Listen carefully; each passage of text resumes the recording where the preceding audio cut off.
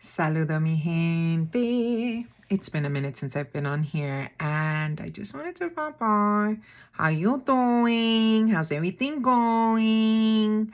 Um Usually how I talk to folks that I'm checking in with. Anyway, I wanted to hop on here because I was we have been kind of sharing that Bell Hooks has transitioned, um, and also Malidoma Somé, whose works have been essential, pivotal, transforming, necessary, imperative in the work of decolonizing, in the work of liberation, in just so many contexts. And one of the things I started thinking about was that often enough, if you're doing liberation work in any particular capacity, whether that means you are, doing dance work, trauma work, however, diversity, equity, and inclusion work, never a fan of those words, and yet we must use them because in some spaces and contexts, they are understood.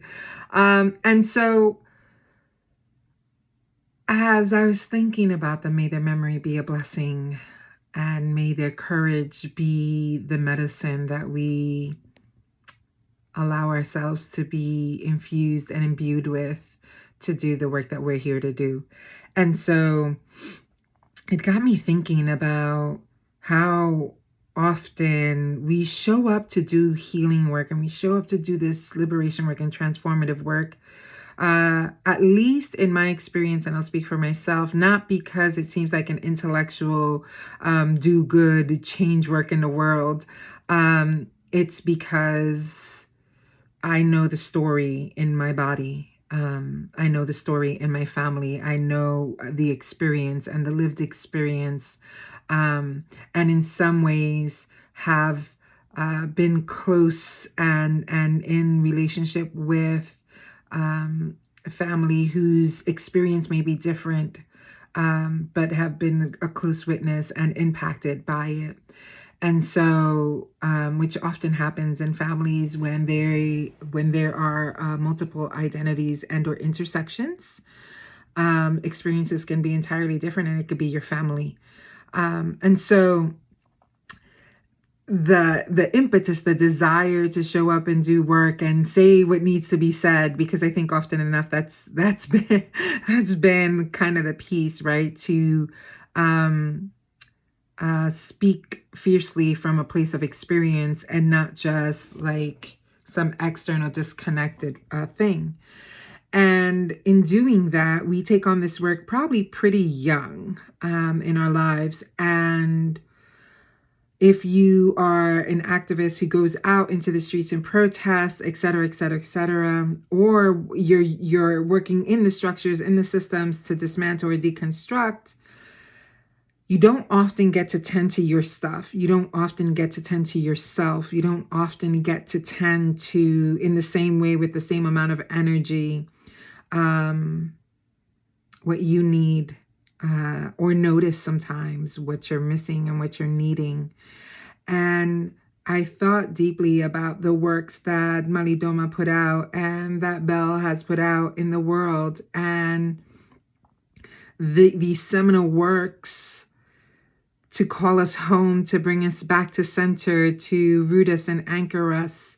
And I wonder what their days were like, and I wonder what their care was like, and I wonder who cared for them and who tended to them.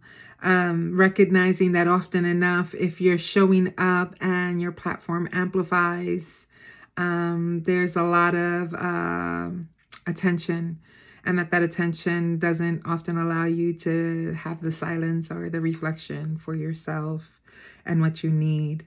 And so I just wanted to name that because I wanted to name the question or the inquiry or reflection. How are you doing that for yourself? For me these days, I'm discovering so much about myself because I actually have a bit more capacity to do so. And it's brought me joy, liberation, freedom, while simultaneously realizing that it's taken me all this time, and not because of something I did, but circumstances and challenges in life. And this is often the case. And for me, when my mama passed away, it really brought to attention how long she had been striving to get to a place, and having not got there, and the impact of racialized trauma, of gender trauma, just so many pieces that she experienced and that didn't have enough support systems or resourcing to help her live through all the things that she wanted to do and that she was doing. And I feel like we talk about self-care, and we're learning to talk about communal care. But I just want to go back to the base of how are we tending to each other and supporting each other, noticing and witnessing each other? Where are you even asking others or yourself, am I okay? How am I doing? How's my executive function? Right? Like, how's my body? How's my mind? Some of us live with chronic illness, and some of us live with an enormous amount of challenges.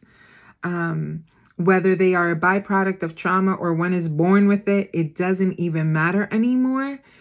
Because the truth is that many of us will live with learning how to support ourselves, and learning, whether you're neurodivergent. I mean, we can go across all aspects and areas. And yeah, I'm curious about how are you holding these types of conversations, and what support, and what does it look like to tend to yourself in a much more serious way than just like, I need to get a massage. How are you tending to your mind, your spirit, your entire ecology? What do you need to continue to do this work? Albeit maybe it won't be sustainably, but in terms of, like, when we think about it, there's a lot going on. And so how can you resource where you're at? How can you ask for support to resource?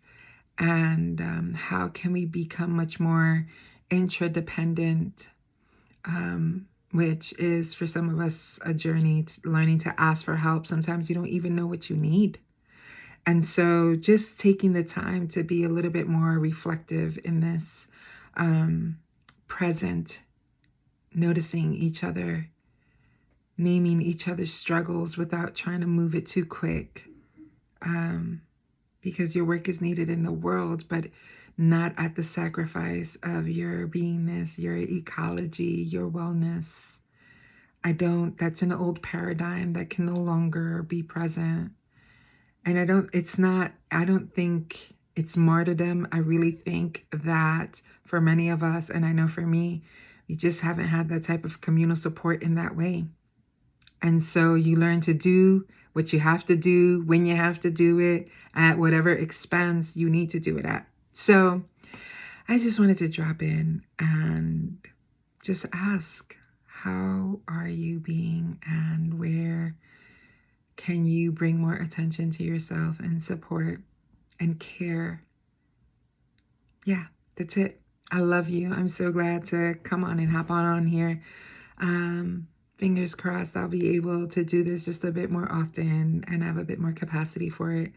Until then, you know where you can find me, thehouseofliberation.com, Facebook, Instagram, Patreon mostly. You can catch me Patreon like live, not all the time, but probably much more frequently than I get to kind of hop on here. So I hope you are where you are. And I hope that love and support and gentleness and compassion find you and hold you tightly. Hasta luego, mi gente. Adiós.